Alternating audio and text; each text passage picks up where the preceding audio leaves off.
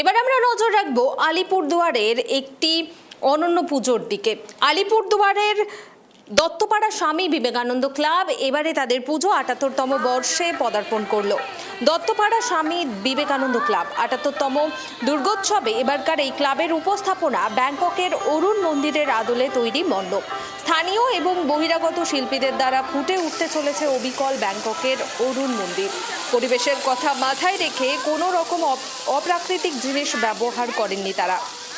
সামুদ্রিক জীবের অবশেষ দিয়ে ফুটিয়ে তোলা হয়েছে নিখুঁত কারুকার্য। প্রতিমাও রয়েছে স্থানীয় শিল্পীর দ্বারা তৈরি। আমরা সরাসরি এখন নজর রাখবো দত্তপাড়া স্বামী বিবেকানন্দ ক্লাবের দুর্গাপুজোর দিকে। এই মুহূর্তে সেখানে আমার সঙ্গে সরাসরি যুক্ত রয়েছেন আমাদের প্রতিনিধি অনিশা। অনিশা, শুরুতেই তোমাকে জানাই মহাসপ্তমীর প্রীতি ও শুভেচ্ছা। এই মুহূর্তে তুমি যেখানে দাঁড়িয়ে রয়েছো, এই পুজো কততম বর্ষে পদার্পণ করলো এবং এবারে তাদের কি থিম রয়েছে? এবং আজ তো মহাসপ্তমী, সাধারণ দর্শনার্থীদের কত ভিড় রয়েছে আজকে? হ্যাঁ দেখো, আমাদের সকল দর্শকদের এবং তার সাথে তোমাকেও জানাই শুভ সপ্তমী। আজ শুভ সপ্তমী সন্ধ্যেবেলায় কিন্তু এই আলিপুরদুয়ার দত্তপাড়া স্বামী বিবেকানন্দ ক্লাবে যথেষ্ট ভিড় দেখা যাচ্ছে। কেননা কিছু মানুষের সাধ্যের বাইরে থাকে যে বিদেশে গিয়ে ভারতের সংস্কৃতির যে তৈরি মন্দিরগুলো, সেই মন্দিরগুলো দেখা, সেই মন্দিরগুলো দেখার যে মানুষের আকাঙ্ক্ষা, সেই আকাঙ্ক্ষা কিন্তু তারা এই ক্লাবে এসে পূরণ করছে। অর্থাৎ এই যে ব্যাংককের অরুণ মন্দির রয়েছে, সেই মন্দিরের আদলেই কিন্তু এই ক্লাবের যারা কার্যকর্তা রয়েছে তারা কিন্তু এত সুন্দর একটি উপস্থাপনা তৈরি করেছেন। এবং তারই সাথে কিন্তু যথেষ্ট ভিড় দেখা যাচ্ছে সপ্তমীর সন্ধ্যেবেলাতেই। বহু মানুষ আসছেন, মনোমুগ্ধ হয়ে হাতের কাজ দেখছেন শিল্পীদের।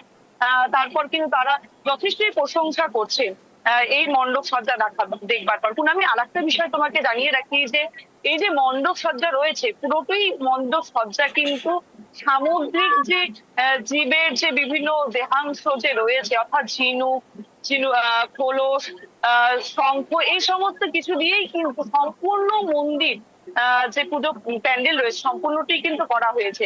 এবার অনিশা, তোমাকে বলবো পুরো প্যান্ডেলটা ঘুরে দেখানোর জন্য। একদমই আমি সেটাই দেখানোর চেষ্টা করব যে প্যান্ডেলের কারুকার্য কি রয়েছে। একদমই দেখা যাচ্ছে যে আমি দেখো যে সম্পূর্ণ যে প্যান্ডেলটা যে রয়েছে সেখানে কিন্তু খুব সুন্দর করে কারুকার্য করা রয়েছে, ঝিনুক দিয়ে, শঙ্খ দিয়ে কারুকার্য করা রয়েছে এবং তারই সাথে কিন্তু ঝালর রয়েছে।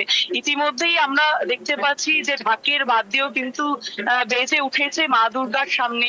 হ্যাঁ, এবং অগণিত মানুষ কিন্তু ইতিমধ্যেই এসেছে এই মন্দির চত্বরে এবং এসে কিন্তু প্রতিমা দর্শন করছে। এবং এই যে নিখুঁত কাজ শিল্পীদের, সেই কাজ কিন্তু যথেষ্ট ভালোভাবে দেখে তারা উপভোগ করছেন সেই নিখুঁত কাজগুলোকে। পুরোটাই কিন্তু সম্পূর্ণ যে কাজটা হয়েছে সেই কাজ কিন্তু পুরোটাই একদমই সামুদ্রিক জীবের দেহাংশ দিয়ে তৈরি করা হয়েছে, যেমনটা দেখতে পাচ্ছি আমরা এই পুজো মণ্ডপ।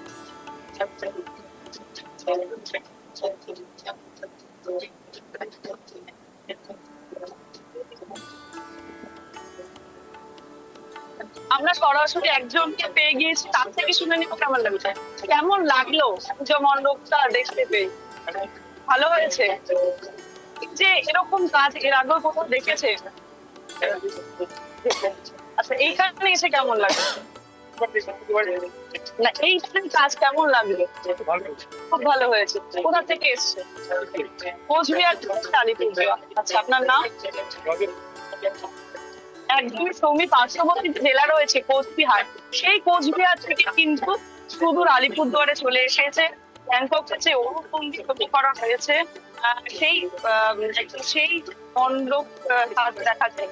পুনামি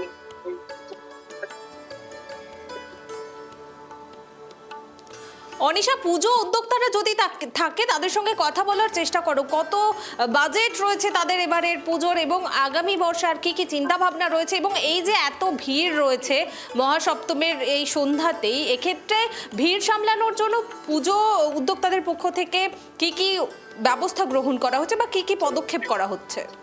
একদমই আমরা পুজো উদ্যোক্তা যারা রয়েছে তাদের কাছে অবশ্যই যাওয়ার চেষ্টা করবো, তারা কি জানাচ্ছে তাদের কাছে আমরা সরাসরি চলে যাওয়ার চেষ্টা করবো।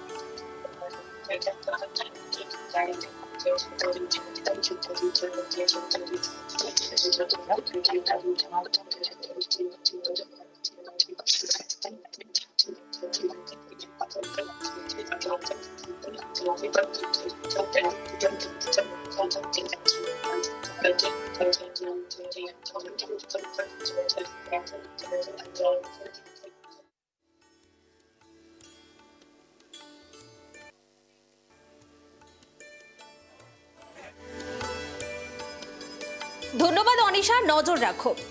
আমরা এই মুহূর্তে দেখতে পাচ্ছি দত্তপাড়া স্বামী বিবেকানন্দ ক্লাবের পুজো, এবং এই পুজো এবারে তাদের উপস্থাপনা ব্যাংককের অরুণ মন্দির। স্থানীয় এবং বহিরাগত শিল্পীদের দ্বারা ফুটে উঠেছে ব্যাংককের অরুণ মন্দির। পরিবেশের কথা মাথায় রেখে কোনো রকম অপ্রাকৃতিক জিনিস তারা ব্যবহার করেননি। মন্দির সাজসজ্জার ক্ষেত্রে সামুদ্রিক জীবের অবশেষ দিয়ে ফুটিয়ে তোলা হয়েছে নিখুঁত কারুকার্য। প্রতিমাও রয়েছে স্থানীয় শিল্পীর দ্বারা তৈরি, এবং মহাসপ্তমীর দিন সন্ধ্যাতেই দেখা যাচ্ছে কিন্তু বহু সাধারণ দর্শনার্থীদের ভিড়।